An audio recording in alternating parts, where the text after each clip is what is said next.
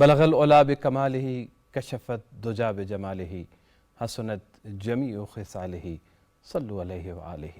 ناظرین، پروگرام کسی اور زمانے کے خواب میں خوش آمدید، اور ہمارا جو گفتگو کا سلسلہ ہے وہ ہے نبی رحمت کی حیات طیبہ سے۔ ہم آپ کا جو لقب ہے رحمت للعالمین، اس کے جو اثرات منشعب ہوتے ہیں زندگی کے مختلف شعبوں کے اوپر، ان سے کیسے مستفید ہو سکتے ہیں۔ اور آج کے پروگرام میں ہم بات کریں گے کہ غلامی اسلام کے اندر جو ہے غلاموں کے ساتھ کیا طریقہ کار جو ہے وہ بتایا گیا، پیغمبر گرامی اسلام کی سیرت طیبہ اس حوالے سے کیا کہتی ہے۔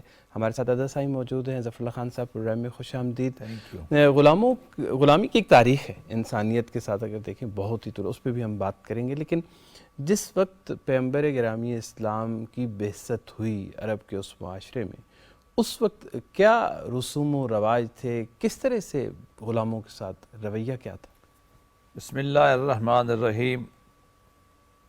ان اللہ و ملائکتہ یصلون علی النبی یا ایہا الذین آمنوا صلوا علیہ وسلموا تسلیما اللہم صلی علی محمد و علی آل محمد وبارک وسلم۔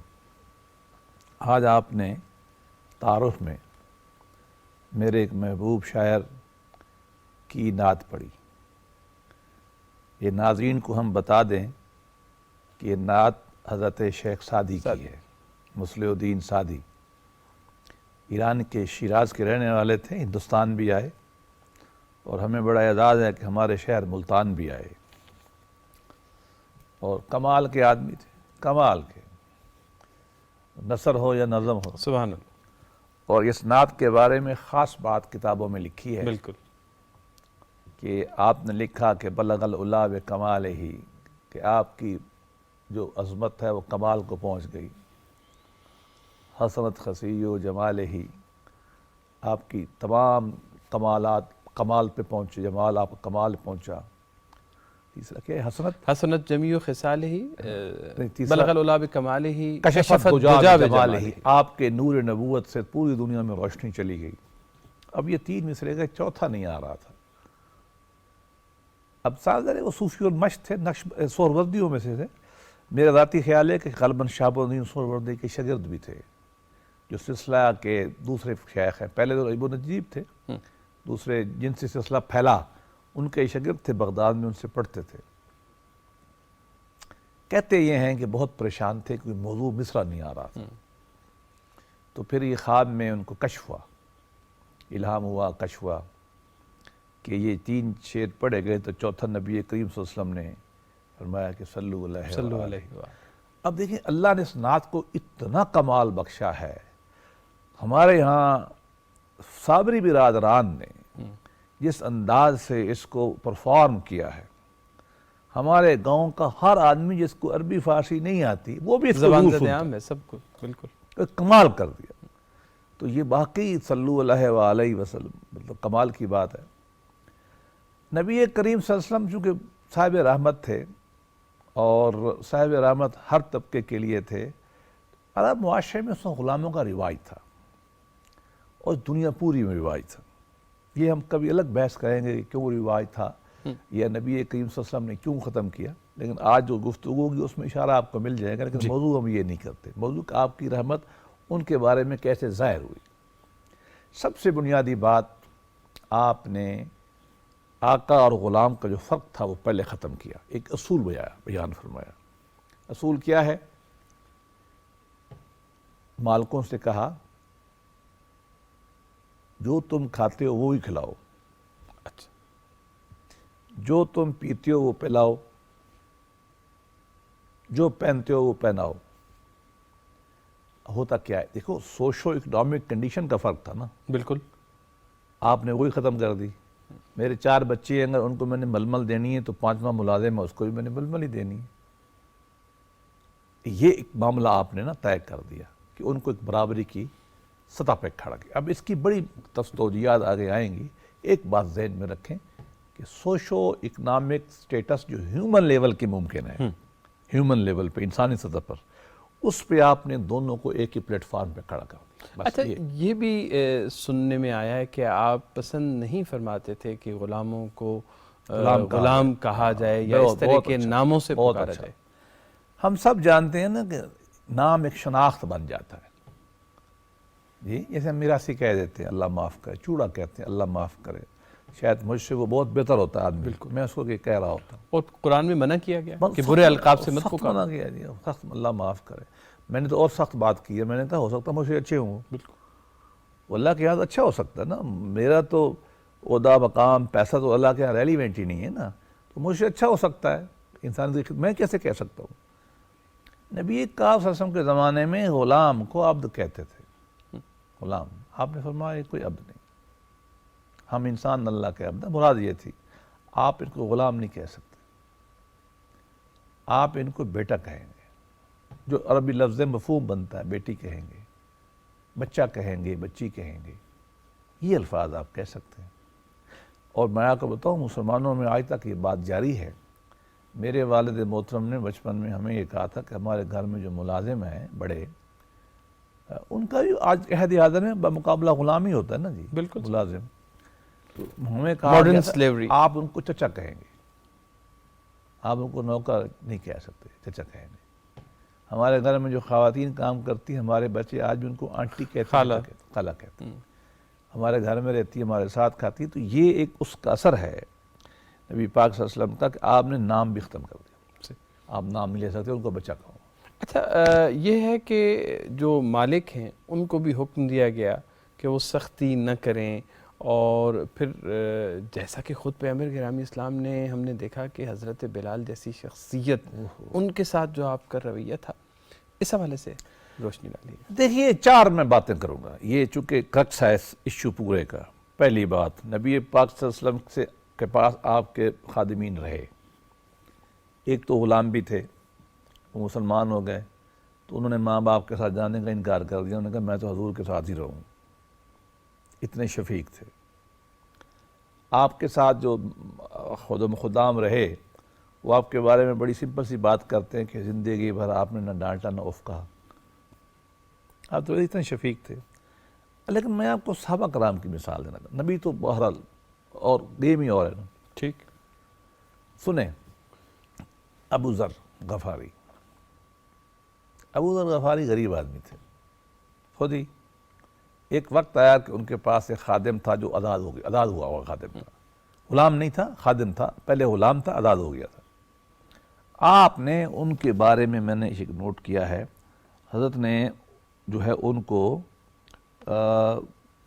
ان پہ بہت سختی کی، برا بھلا کہا، بہت سختی کی اور بہت برا بھلا کہا۔ انسان ہے، غصہ آ جاتا ہے، ویسے تو ادھر جیسے مزاج میں تھوڑے تھے ان میں، اور نبی پاک صلی اللہ علیہ وسلم کے بڑے قریبی تھے، اور آپ نے فرمایا ابو بکر سچ بولتا ہے، یہ روایت ہے نا، گویا کہ آپ اتنی تعریف، آپ سے ایک دفعہ سختی ہو گئی اور آپ نے غلام کو بہت بہت تنگ کیا، ڈانٹا، اللہ کے نبی کو اطلاع ملی۔ اب ایسے قریبی ساتھی کو، ایسے مخلص ساتھی کو ڈانٹنا مشکل ہے۔ نبی پاک صلی اللہ علیہ وسلم کو غصہ آیا اور آپ نے فرمایا ابو ذر تمہارے اندر ابھی تک جاہلیت قائم ہے، اس سے بڑی کیا بات کر سکتا ہے نبی، تمہارے اندر بھی جاہلیت قائم ہے، یہ تمہارے بھائی ہیں، تم ان پہ سختی نہیں کر سکتے، جو تم کھاتے ہو وہ کھاؤ، جو ان کو پہناتے ہو تم ان کو پہناؤ، اور ان کو کام کم دو۔ اگلی بات فرمائی ان کو کام کم دو، زیادہ کام نہ کراؤ ان سے، اور اگر تم ان سے مطمئن نہیں ہو ان کو چھٹی کرا دو، ان کو سختی نہیں کرنی۔ یہ نبی پاک کہہ رہے ہیں کیسے؟ ابو ذر سے۔ آسان کام نہیں ہے ابو ذر کو ڈانٹنا، وہ اپنا ایک اس بالکل مقام ہے نا، قربانی ہے اس کی۔ ایک اور صحابی ابو مسعود، ان کے بارے میں بھی میں نے ایک روایت پڑھی ہے، وہ مار رہے تھے ایک دن اے غلام کو، آقا نے دیکھ لیا، آپ نے فرمایا کیوں مارتے ہو اس کو، تمہارا بھائی ہے، تم اس کو نہیں مار سکتے، اور اگر تمہارا دل نہیں ہے نا اس کو چھوڑ دو، اس کو آزاد کر دو، اور آپ اس کو مار نہیں سکتے۔ وہ ڈر گئے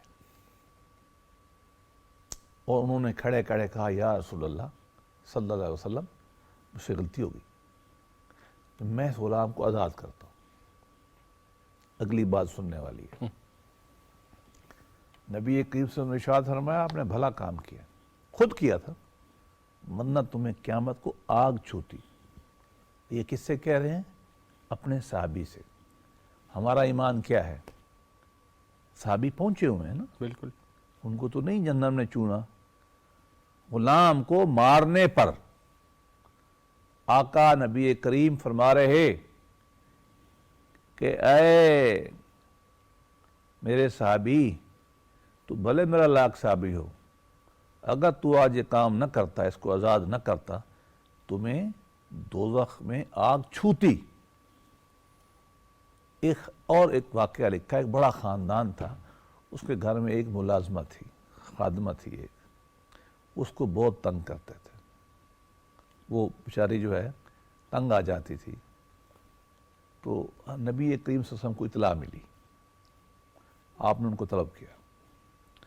آپ نے فرمایا کہ نہیں, یہ کام تم نہیں کر سکتے, تم اس خاتون کو آزاد کر دو, سختی ہم نہیں تمہیں کرنے دیں گے. تو نبی کریم صلی اللہ علیہ وسلم جو ہے وہ بہت زیادہ محبت کرتے تھے اور بہت زیادہ شفقت کرتے تھے. خود بھی جیسا میں نے عرض کیا سختی نہیں کرتے تھے اور کسی کو کرنے بھی نہیں دیتے تھے. اور میں نے 3 اب صحابہ کرام کی آپ کو حدیث سنائی, نبی پاک کا ذاتی عمل, کہ آپ نے ان کو قیامت کا ڈرایا, دوزخ کی بشارت سے کہا کہ تمہیں مل جائے گی, کہا ان کو چھوڑ دو, نہ رکھ لو, سختی تم نہیں کر سکتے. اچھا, دوسری جانب غلام جو ہیں وہ بھی غلطیاں کرتے ہیں اور ہوتی تھیں ان سے غلطیاں, تو جب اس سے کوئی ایسی خطا سرزد ہو جاتی تو آپ کے ارشادات اس حوالے سے؟ یہ بڑی اہم بات کی آپ نے کہ پھر ہمارے ہاں روز مسئلہ پیش آتا ہے گھروں میں نا آج. بالکل ٹھیک.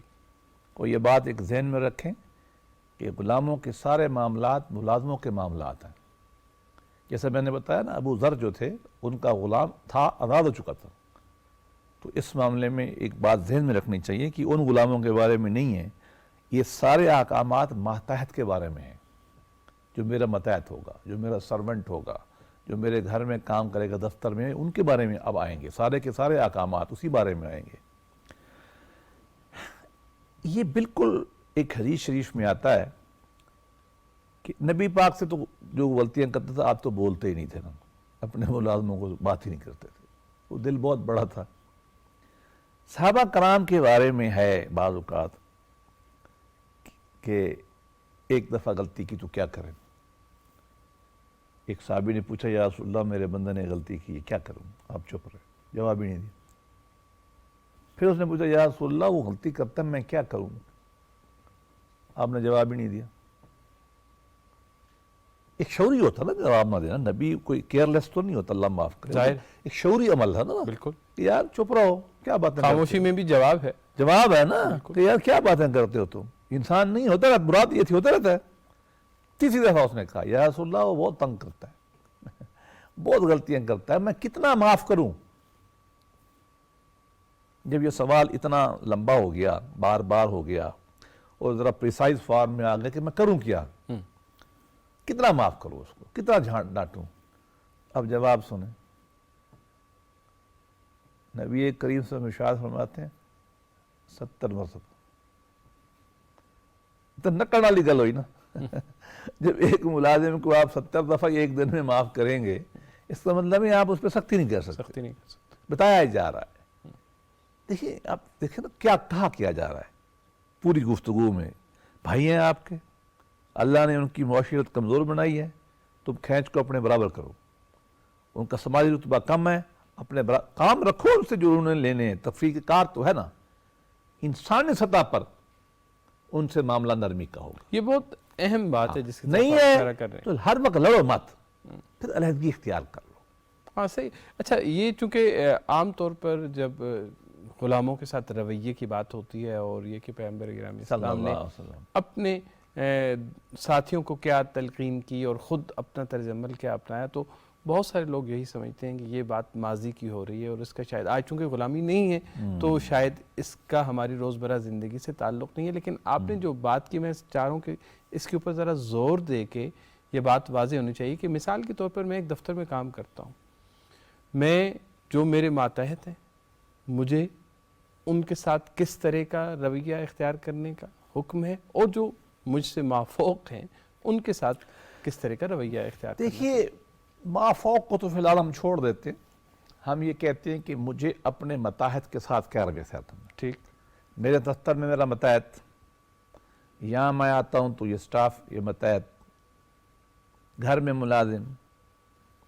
قرآن مجید میں اس کے لیے ایک اصطلاح ہے، او ما ملکت ایمانکم، ایمانوں کو، وہ لوگ جو آپ کے زیر دست ہیں، جو آپ پہ نیچے ہیں، جو آپ کے سب آرڈینیٹ ہیں، جو آپ پہ ڈیپینڈ کرتے ہیں، جو آپ کی ملک میں ہیں، جو آپ کی کنٹرول اور پوزیشن میں ہیں، یہ معنی ہے۔ اس میں غلام ہے، اس میں کمزور بیوی ہے اگر تو وہ بھی شامل ہے، گھر کے سرونٹ بھی شامل ہیں، اور جو لوگ کفالت آپ کرتے ہیں وہ بھی اس میں شامل ہیں۔ قرآن نے ایک جنرل استعمال۔ اب قرآن بار بار کہتا ہے ان کا خیال کرو، ان کا خیال کرو، ان کا خیال کرو۔ حد دیکھیں، حد۔ نبی کریم صلی اللہ علیہ وسلم کا وصال ہو رہا تھا، آپ اپنے مالک کے پاس جا رہے تھے، آخری وقت، تکلیف کا وقت ہوتا ہے، مشن پورا ہو کے تشریف لے جا رہے تھے، مسلمان غمگین تھے۔ اب ایسے موقعوں پہ جو نصیحت کی جاتی ہے وہ سب سے اہم ہوتی ہے۔ میرے والد محترم نے بھی وفات سے چند گھنٹے پہلے ہم سب کو بلایا تھا، میں بچہ تھا، مجھے اتنی یاد ہے کہ انہوں نے کچھ قرآن پاک کی آیتیں پڑھی تھی، ایک دو لفظ میرے دماغ میں رہ گئے، اب آ کے میں نے ڈھونڈے ہیں وہ کون سے لفظ تھے۔ میں 9 سال کا تھا، سب کو بلا کے نا انہوں نے ایک خاص بات کی تھی۔ قرآن مجید نے سیدنا لقمان کے بارے میں بھی کہا ہے کہ جب موت ہوئی تو اکٹھا کر کے وصیت کی تھی۔ اللہ کے نبی نے بھی یہ کام کیا۔ وہ ایک لائن ہم سب یاد کر لیں، بس سمجھ آ جائے گی کہ آپ نے ورز الوفات میں اللہ پاک کے پاس جانے سے کچھ چند سیکنڈ منٹ پہلے ایک ہی بات فرمائی، اور کہتے ہی چلے گئے، او ما ملکت ایمانکم، او ما ملکت ایمانکم، جو زیر دست ہیں ان کا خیال رکھو، جو زیر دست ہیں، کمزور ہیں، ملازم ہیں، ان کا خیال رکھو۔ تو آپ کو اتنا، اصل میں نبی نا سوشل لیولنگ کرتا ہے انسان کی، نا کلاسز کو ختم کرتا ہے۔ آپ کے دماغ میں آخری وقت یہ بات تھی کہ آپ کے جو متحد ہیں ان کا خیال رکھو، جو آپ پہ ڈیپینڈنٹ ہے خیال رکھو۔ اس سے بڑا نبی کیا کہہ سکتا ہے آپ؟ ایک سوال جو کہ اس گفتگو کے ساتھ جڑا ہوا بھی ہے اور ایک خاص اہمیت کا حامل بھی ہے، اور جو کہ آج بہت سارے لوگ اٹھاتے ہیں، اور وہ یہ ہے کہ یہ بات تو صحیح کہ اسلام نے غلاموں کے ساتھ اچھے رویے کی بات کی، غلاموں کو آزاد کرنے کی بات کی، لیکن سرے سے غلامی کو قبول کبھی کیا اور اس کو ختم نہیں کیا۔ جنگیں ہوئیں، وہاں سے کنیزیں اور غلام بھی لائے جاتے تھے، تو اسلام نے سرے سے غلامی کو ختم ہی کیوں نہیں کر دیا؟ یہ موضوع لمبا ہے، کبھی ہم پورا پروگرام کر لیں گے، آج میں اس پہ مختصر بات کرتا ہوں۔ غلامی کے 2 ذریعے تھے، ایک جنگ سے لاتے تھے، اور ایک یہ ہے کہ وہاں خرید و فروخت، منڈیوں سے بکتے تھے۔ ہمارا نقطہ نظر یہ ہے کہ قرآن مجید نے یہ دنیا بھی کرتی تھی، آپ بھی کرتے تھے، وہ بھی کرتے تھے، سارے دنیا کرتی، رواج دنیا میں تھا، پرزنر آف وار لے جانا، انہوں تقسیم کرنا۔ اب آپ کے جنگوں میں بچے لے جاتے ہیں اور تو آپ کیا کریں گے؟ تو مسلمان بھی لے لیتے تھے۔ تو قرآن مجید نے اس کے بارے میں 2 اصول بیان فرما دی آخر میں۔ ایک، فدیہ لے کے چھوڑ دو گے، کیسے؟ آپ کے 15 لے گئے، آپ ان سے، آپ کے ان کے 20 آپ کے پاس ہیں، تو آپس میں چھوڑ دو، ایکسچینج کر لیں۔ ایکسچینج کر لو۔ یا جو اس زمانے میں وار ریپریشن جسے کہتے ہیں، فدیہ، کہ پیسے دیں، اور دنیا میں وار کا بھی کانسیپٹ یہی، آپ چھوڑ دو۔ ایک دوسری بات فرمائی آپ نے ایک اور بھی کام کرایا کہ ان سے کہا اچھا پیسہ نہیں، میرے بچوں کو پڑھا دو، جو ان کی سکلز ہیں ان کو استعمال کر کے چھوڑ دو۔ بدر میں یہ کیا نا آپ نے۔ اور تھرڈ، ہم یہ سمجھتے ہیں کہ آخر میں قرآن مجید میں یہ بات آئی ہے کہ اگر یہ نہیں ہے نا تو ان کو ویسے چھوڑ دو، آپ رکھ نہیں سکتے۔ ہمارا نقطہ نظر یہ ہے قرآن کی تعبیر کے مطابق آپ نے ایک سورس تو بند کر دیا، دوسرا سورس، ان کو کہا وہ کھاؤ جو تم کھاتے ہو، وہ پہنو جو خود پہنتے ہو، آپ کے بھائی ہیں، آپ ان کو باہر نہیں کر سکتے، ان کو زمین پہ ان کی تعداد میں حصہ دو، یہ کرو، تو آپ نے ان کا لیول جو ہے نا وہ بلند کر دیا۔ اب ایک سماجی مسئلہ تھا، سماج میں چونکہ چل رہا تھا تو وہ آہستہ آہستہ ہی ختم کیا جاتا ہے۔ امریکہ میں دیکھیں جب سلیوری ختم ہوئی ہے ابراہم لنکن اس کے بعد میں، تو لوگ اپنے مالکوں کو چھوڑ کے جاتے ہی نہیں تھے، خوئے غلامی پختہ ہو جاتی نا. تو ایک لمبا موضوع ہے، پھر ہم یہ کریں گے. ہم یہ سمجھتے ہیں کہ یہ ایک سماجی رواج تھا، آپ نے اس کے سوتے اوریجن بند کیے اور جو لوگ موجود تھے ان کو مقام انسانیت پہ لے گئے اور آقا اور غلام کے جو فرق ہے نا وہ ختم کیا. اس وجہ سے ہم یہ سمجھتے ہیں کہ رحمت کا نزول اس طرح ہوا اور بعد میں آہستہ آہستہ جو ہے وہ غلامی ختم ہو گئی. آج بھی بعض لوگوں کا یہ خیال ہے اور ان کی جو تفسیر ہے، انڈرسٹینڈنگ آف اسلام ہے، اس میں یہ ہے کہ اگر مسلمان کسی ملک پہ حملہ کرتے ہیں تو وہاں پہ غلام بنا سکتے ہیں، بناتے ہیں. اور آپ کو معلوم ہے کہ ایسے گروہ موجود ہیں دنیا میں جو یہ سمجھتے ہیں اور اس کو جائز سمجھتے ہیں. آپ کے خیال میں اسلام کے نقطہ نظر سے آج کے دور میں غلامی جائز ہے یا نہیں؟ ہم یہ سمجھتے ہیں دو وجہ سے. ایک تو نبی قرآن مجید میں جو آیت ہے وہ یہی کہہ رہی ہے کہ آپ لوگوں کو اب یا تو فدیہ لے کے چھوڑیں گے، ایکسچینج میں چھوڑیں گے، اسکیل لے کے چھوڑیں گے، یا آپ ان کو ویسے چھوڑ دیں گے، آپ رکھ نہیں سکتے. یہ بات یہ بتا رہی ہے کہ ایک تو آپ کو رکھنا نہیں ہے ان کو. ٹھیک. دوسری بات، قرآن مجید کا ایک بنیادی اصول ہے کہ بین الاقوامی معاہدے ماننے پڑتے، ایسے معاہدے جو آپ کے خلاف ہی کیوں نہ ہو. اب وقت نہیں ہے. دیکھیے آپ نے نبی پاک صلی اللہ علیہ وسلم نے 7 ہجری میں غالباً صلح حدیبیہ کیا. یہ کمزور معاہدہ تھا. صحابہ کرام نبی پاک نے کمزوری کی شرائط مان لی جس پہ حضرت عمر رضی اللہ عنہ نے ناراضگی کا اظہار کیا کہ اتنی کمزوری تو ہم نے اس زمانے میں کبھی قبول نہیں کی تھی جب ہم کافر تھے، اب تو ہم عزت والے ہیں. اللہ کے نبی کا ویژن بڑا تھا، آپ کو مستقبل نظر آ رہا تھا. قرآن پاک نے تصدیق لگائی ان فتحنا لک فتحا مبینا، اور بعد میں ثابت ہو گیا کہ نبی کا عمل بہتر تھا. اب آپ دیکھ لیں کہ اس میں بھی جو حضرت ابو جندل آ گئے بیچارے زخمی تھے، تو نبی پاک نے اس کو زخموں کے سبب واپس کیا. کیوں؟ بین الاقوامی معاہدہ ماننا پڑتا ہے. اور بڑا سخت فیصلہ تھا، مشکل فیصلہ، تکلیف دہ فیصلہ تھا. صحابہ رو رہے تھے لیکن فیصلہ ہو چکا تھا. بین الاقوامی معاہدے ہو چکے ہیں پوری دنیا میں کہ غلامی نہیں چلے گی، نہ کوئی کسی کا بندہ پکڑے گا نہ آپ پکڑیں گے. یہ معاہدے ہم ایک قومی ریاست ہے، ہم ایک بین الاقوامی عرف کہتے ہیں لاء میں، اس کا ماننا ہم پہ لازم ہے. پاکستان یا جن اسلامی ممالک نے، افغانستان، ایران نے، ہم سب نے یہ معاہدے کیے ہوئے ہیں. سلیوری ختم ہو چکی ہے. ہمارے آئین نے لکھ دیا ہے، پتہ آپ کو؟ اچھا. کہ نو سلیوری، نو سرویچیوڈ، ہمارے آئین میں لکھا ہوا ہے فنڈامنٹل رائٹس کے چیپٹر میں. اب ہم یہ کام نہیں کر سکتے. یہ بین الاقوامی معاہدے کی خلاف ورزی ہوگی. ہمارا آئین جو مملکت اسلامیہ پاکستان کا آئین ہے، یہ بالکل اسلامی آئین ہے 100%.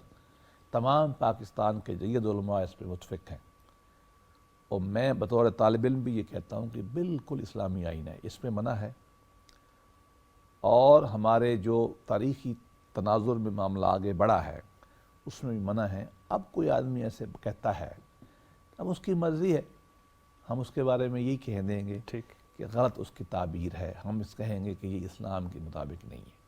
ظفر اللہ خان صاحب، بے انتہا شکریہ پروگرام میں تشریف آوری کا. پروگرام میں وقت ختم ہو گیا. اس موضوع کو ہم کسی اور پہلو سے آگے بھی کسی موقع پہ ضرور زیر بحث لائیں گے. آپ کا بے حد مشکور ہوں. ناظرین، اس کے ساتھ ہی پروگرام کا وقت ختم ہوا. آپ سے بھی اجازت چاہیں گے. خدا حافظ.